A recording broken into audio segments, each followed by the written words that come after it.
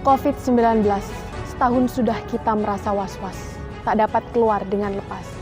Keinginan untuk bebas selalu ditebas, sebab virus yang menyebar luas tak dapat diretas.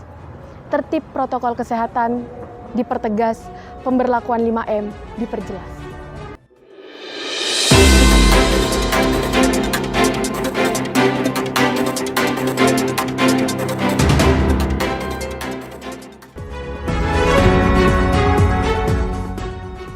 Hingga saat ini, masyarakat Sampang yang terkonfirmasi COVID-19 sebanyak 906 jiwa. Dengan jumlah dirawat 4 orang dan total sembuh sebanyak 859 orang. Sedangkan korban meninggal dunia sebanyak 42 orang.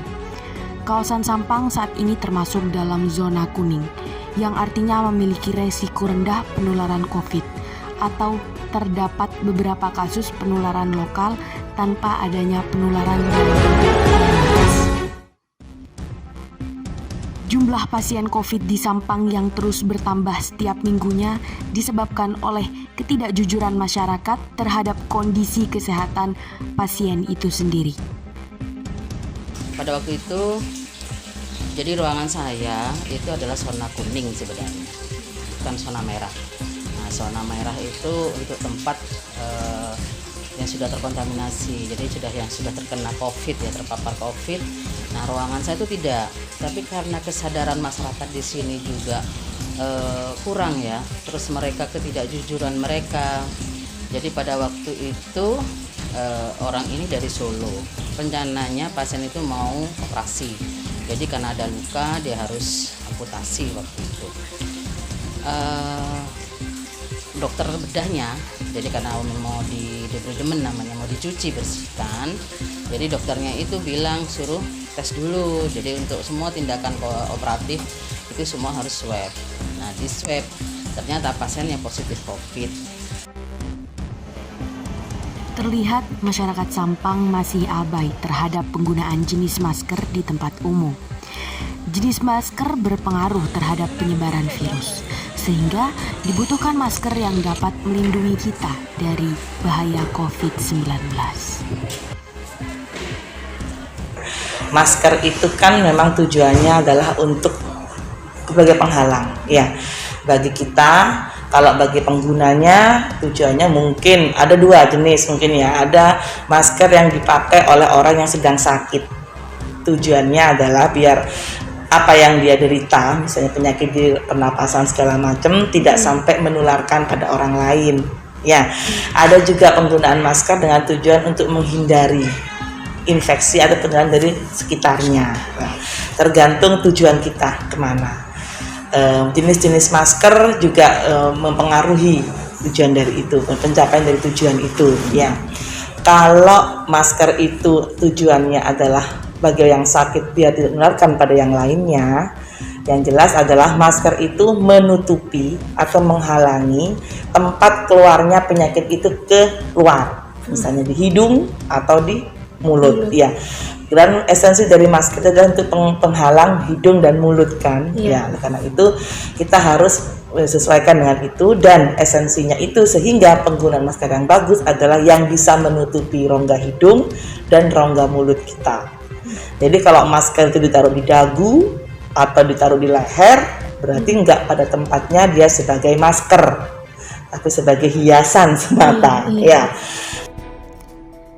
Terdapat beragam jenis masker yang dapat digunakan, seperti masker kain, masker kertas sekali pakai, dan masker bedah, di mana penggunaannya pun bergantung pada situasi dan kondisi di lingkungan sekitar.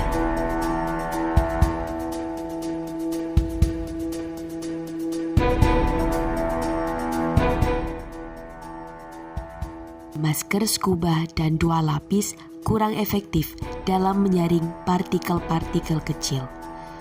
Serta masker KN95, masker bedah, dan masker kain 3 lapis diperkirakan 50 hingga 100% efektif mencegah virus masuk ke tubuh kita.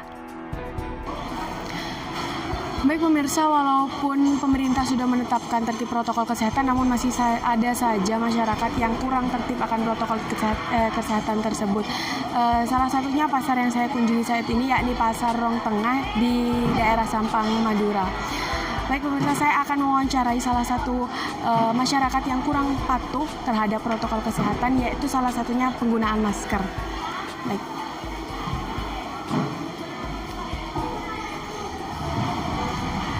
Permisi Ibu, kenapa Ibu tidak menggunakan masker? Alasannya? Kalau bilang itu orang nggak dengar. Oh, kalau berbicara. Iya, nggak dengar itu orang. Nggak ngerti. Lalu Ibu tidak merasa khawatir terhadap Enggak. Biasa. sekitar? Nggak biasa ya. Biasa aja. Ya. Apa tanggapan Ibu terhadap COVID-19 saat ini? Ya, lalu obar kan kok lada. Sudah tidak Ini ada. sudah ada. Sudah habis lah. Iya. Buruh kabur ke corona. Iya. Namun pemirsa, tidak semua masyarakat kurang tertib menggunakan masker. Seperti salah satu masyarakat di sini, ya permisi Ibu, boleh saya wawancarai sebentar. Atas nama siapa Ibu? Aisyah. Ibu Aisyah, kenapa tertib menggunakan masker? Apa alasannya Ibu? Alasan saya masker, saya tertib dengan keadaan lingkungan sekarang, menjaga diri saya dari macam-macam penyakit yang ada. Ya. Apakah Ibu tidak merasa terganggu terhadap peraturan dari pemerintah, yaitu salah satunya penggunaan masker? Enggak, malah alhamdulillah untuk keamanan saya sendiri, gitu aja. Ya. Terima kasih Ibu ya atas wawancaranya. Terima kasih.